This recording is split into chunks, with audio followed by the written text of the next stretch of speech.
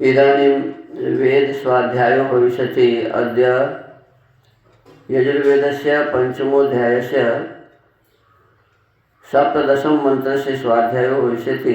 स्वाध्यायमानमन्त्रस्य देवश्रुतौ देवेष्वधि देवेष्वाघोषतम् इत्येतानि तत्वानि पदानि सन्ति। अब वे स्वाध्याय होगा। आज यजुर्वेद के 5वें अध्याय के 17वें मंत्र का स्वाध्याय किया जाएगा। स्वाध्याय किए जाने वाले मंत्र के देवश्रुतौ देवे स्वाघोषतम् ये प्रारंभिक पद हैं।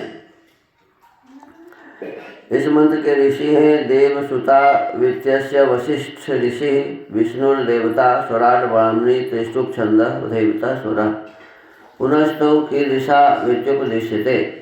फिर वे प्राण और अपान कैसे हैं इस विषय का उपदेश अगले मंत्र में किया है।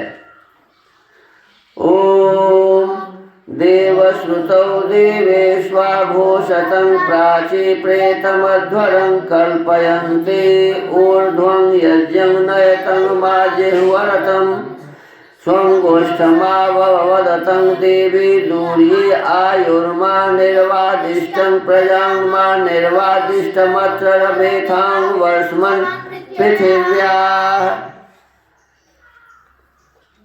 पदार्थ हे मनुष्यों, तुम जैसे जो देवेश विद्वान व दिव्य गुणों में देवश्रुतौ विद्वानों से श्रवण किए हुए प्राण अपान वायु घोषतम व्यक्त शब्द करें घोषतम व्यक्त शब्द करें और जो प्राची प्राप्त करने व कल्पयंती सामर्थ्य वाली प्रकाश भूमि ऊर्ध्वम उत्तम गुणयुक्त यज्ञम विज्ञान व शिल्पमय यज्ञ को प्रेतम जनाते रहें नयतम प्राप्त करें माँ जिह्वरतम कुटिल गति वाले न हों जो देवी दिव्य गुण संपन्न दूर्ये गृह रूप स्वयं अपने गोष्ठम किरण और अवयवों के स्थान के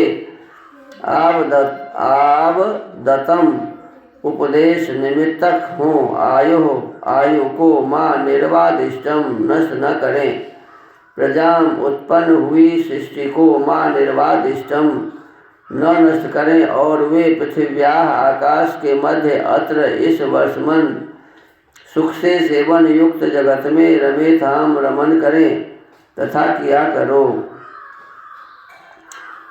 भावार्थ मनुष्यों को जितना जगत अंतरिक्ष में वर्तता है उतने से बहुत बहुत उत्तम सुखों का संपादन करना चाहिए। संसार तो हमारे आपके दृष्टि में अनंत है और इस अनंत सृष्टि में जो जो पदार्थ हम देख रहे हैं जितना पदार्थ है कहते हैं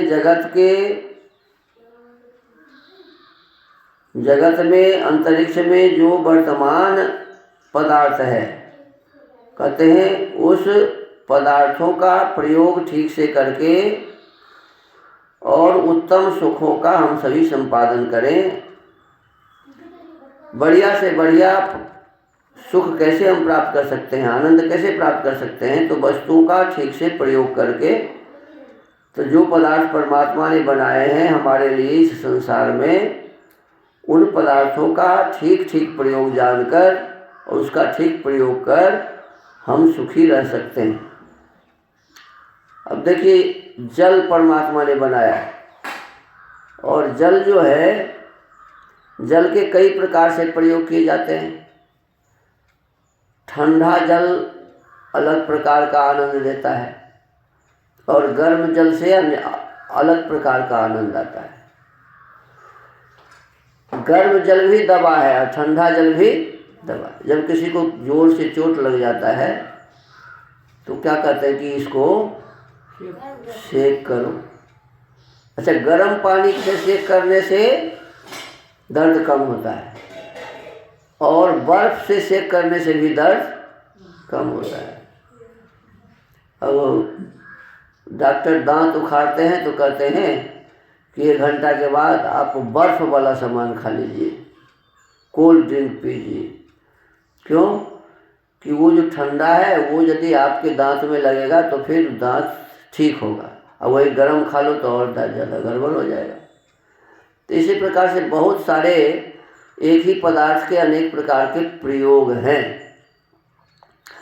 उसका प्रयोग यदि हम ठीक से करेंगे तो अनेक प्रकार के रोगों से निवृत्ति मिलेगी और अनेक प्रकार का सुख हमें प्राप्त होगा। तो यही विषय आज था कि जो भी पदार्थ परमात्मा ने हमारे लिए संसार में बनाया हुआ है, तो जगत के इस पदार्थ को, एक एक पदार्थ को पहले हमें जानना पड़ेगा, किसका प्रयोग हम कैसे करें, और ये जानकर फिर उससे जो हम उसका उपयोग करेंगे अपने जीवन में, तो उसके उपयोग से हमें सुख की प्राप्ति होगी और हमारे जीवन के दुखों की निवृत्ति होगी और इसी से हमें आनंद रूपी सुख मिलेगा। बाद में परमात्मा का जो मोक्ष रूपी आनंद है वह भी हमें प्राप्त हो सकता है। ये भी ज्ञान के माध्यम से ही होता है, ऐसे प्राप्त नहीं होता। तो आज के इस वेद स्वाध्याय के क्रम को यही विराम देते हैं। ओम।